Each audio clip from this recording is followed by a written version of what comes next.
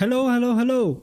Welcome to the Aryaman Show. As always, I'm your host Aryaman Upasni, and today I will be talking about the third test match of India versus Australia in the ongoing BGT, and also I will be talking about the fourth test, the preview of the fourth test that's about to happen in the MCG. A lot has happened since then. I was not able to make a video because I was in Goa, and that means there's obviously something about Goa coming up within the probably the next week or something. So fingers crossed and wait for that. But till then, here I am talking about the third test and what can India and Australia do going into the fourth test at NCG. So yep, let's go right in.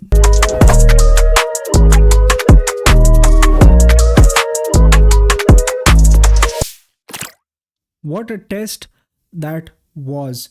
I mean, for quite some time, it looked sure that we would get a winner at the end of the test.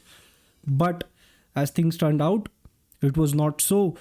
Australia played really well in this test. You know, they scored around 460 runs in their very first innings, all thanks to a 150 by Travis Head and an extremely incredible 100 from Steve Smith. I mean, comparing this innings to the way he was dismissed before, you can see the small change in technique that was bucking him a bit. So he changed that and he played really patiently and did not go hastily into any shots. And that really helped him. You know, he got 101 of 190 deliveries. So yeah, that was a pretty neat innings from Steve Smith. And here's to hoping that he has more such innings coming up in this tour. Obviously, as an Indian fan, I'll be a bit biased, but as a cricket fan, just love to watch Steve Smith play. So that happened. Australia put on a mammoth total of around 460 runs, batting first in the first innings, and then you had that Indian innings, which was very kind of predictable. Even before the match started, you could predict how that innings was going to go, and it went exactly that way. Only two players from the top six, or I would say top seven of the batting order, really played. These two, one was KL Rahul, and another was Ravindra Jadeja. Ravindra Jadeja was of course brought in as a replacement to Ravichandran Ashwin, and if you ask me why that, it probably has to be because of his batting. You could see the changes that have taken place over the first three tests.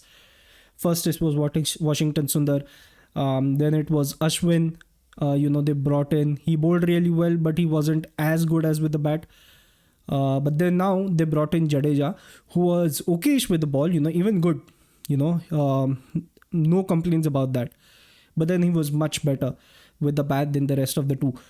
So now my mind goes, now that Ashwin has retired, I'll be coming to it in some time. But now that he's retired, I'm assuming Jadeja is going to stay and take that number 7 spot and play on it for the next couple of matches that are left in the Border Gavaskar Trophy. Now, talking about this very predictability, you could see Yashasvi Jaiswal not getting a good start, Shubman Gill not getting a very good start, and from whatever start that he gets, not being able to convert. Of course, in this inning, Shubman Gill was dismissed on one, so pretty bad from him. Then you had the regulars such as Virat Kohli and then Rohit Sharma. Rishabh Pant played an exceptionally bad innings that day, scoring only 9 runs, and it was a bad day even for Nitish Kumar Reddy, who scored just 16 runs in his 60 deliveries. So overall, it was not a great day for the Indian batting lineup. And the reason I called it very predictable is because of the way our number 3, our number 4, our number 5, Rohit Sharma, who also often comes on that number 6.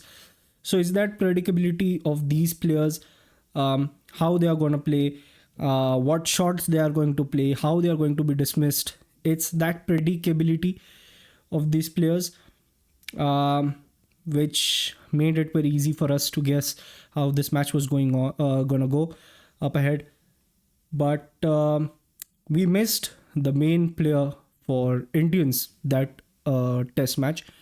It was the rain gods, because obviously if there was no rain in that test, Australia for sure would have finished this game in what, 3 days, because when you had the entire first day washed out, and then you had a huge amount of rains on the third, fourth, and the fifth day, which really impacted the result of the game.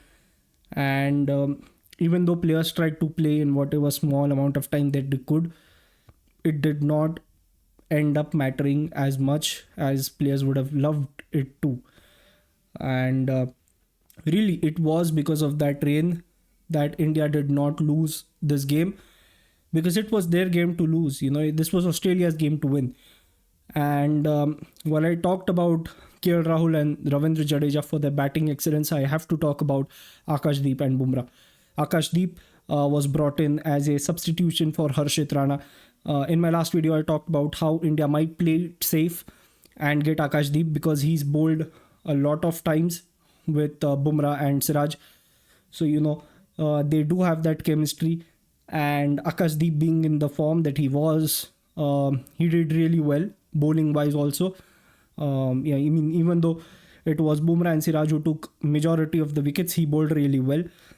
And his contribution of 31 with that bat in the first innings with Bumrah, it probably saved India's ass. India was on the verge of having to follow on, and they were still needing around 40 to 45 runs. And then comes the Arshdeep and Jasprit Bumrah partnership, and they play so beautifully. On a pitch, on the ground, in a circumstance where five of the top seven batsmen are not being able to play, and the rest, of course, are tailenders. So you can't expect a lot of them. So where the majority of the batters are not being able to bat or even to score, these two guys played such a great innings that not only did they save India from the follow-on, but actually they also saved India from winning. Because if India had indeed had to follow on, that would mean the Australians would have time to dismiss the Indian squad. Australians, I think, batted for around 20 overs or something. And when you put that 20 overs to the Indian side, you can tell probably you'll get a lot of dismissals. I mean, even for this Indian side to bat 50 overs is a task. So at that point where things are such, it would have been great for the Australians. They could have dismissed that Indian side, maybe won the game by an innings, or maybe even if the Indians had, working very hard, gotten the lead, it would have been so less that probably the Aussies would have chased it in just a few overs. But that is where our man of the match, the rain god, comes in. It rained so much that even during the time where Australia had to bat, to put on a lead against India, after India avoided the follow-on, there was so much rain that it kind of delayed the process. And even though at the end of the day, Australians did put up around 80 to 90 runs, if that was India, it would have been a disaster. And, if we did not have rain on day 5, it could have been an Indian disaster again, because then you had to chase around 260, 270 to win this match. But we knew that to chase that score in around 55 overs that was left in the game, that was pretty much impossible. So all that the Indian squad could do at that point was try and save the test, draw the test. I mean, they could have played a very ODI-like innings, but when you have certain players in your squad who are not in a great form, that does not help. And that was exactly the case. And that is also why I say rain gods saved India, because then when India was, I think, scored just 8 runs, they were new into the innings, no wicket was gone. It was then that the rain started, and it fell with such intensity and for such time that they ended up calling off the game. So, a really dominating game from Australia, batting wise and bowling wise, and a safe result for India, because if they would have lost this, there would have been 2-1 down in the series, and there would be much more pressure going into MCG and SCG, especially because of the probabilities they would have to use to get into that WTC final. But now that this game has ended in a draw, I do feel there is advantage India needed, considering that they do take a few steps, a few radical steps that are very well needed for this current situation. And going into MCG, like I said, is advantage India because Indians have traditionally played well at the MCG. SCG, while it has been a very mixed bag, often you can see that there's rains that interrupt that game, and we've seen often that game ending in a draw or no result. So MCG is a must-win game for India, and now that they've drawn the third test, India can actually win the MCG test, go one up in this series, and for better or for worse, at least India will have drawn the series, if not win it, following the SCG test. But for now, going into the MCG test, I think the Australian side pretty much is unchanged. Obviously, we've seen McSweeney getting dropped, and we see Sam Constas coming in. So that is kind of confusing change, because I think McSweeney was doing really well, and Usman Khwaja was, even if he had a few good starts, he was quite struggling. And plus he's 38, so it would have made much more sense if it was Sam Constas who replaced Khwaja instead of McSweeney. Then you could have both the youngsters opening the innings, and not just youngsters, but potential future openers and future guardians of that Australian squad. Because if you look at the ages of the Australian side, it's pretty old. It's a pretty old side. I mean, most of the players are 30s, few in the late 30s, close to retiring in another 2 to 3 years or even a year for some players such as Usman Khwaja. So it's a confusing change for me, Sam Constas instead of McSweeney. Obviously, it would have been disappointing for McSweeney as well, being dropped after trying for only 3 tests and still performing decently enough.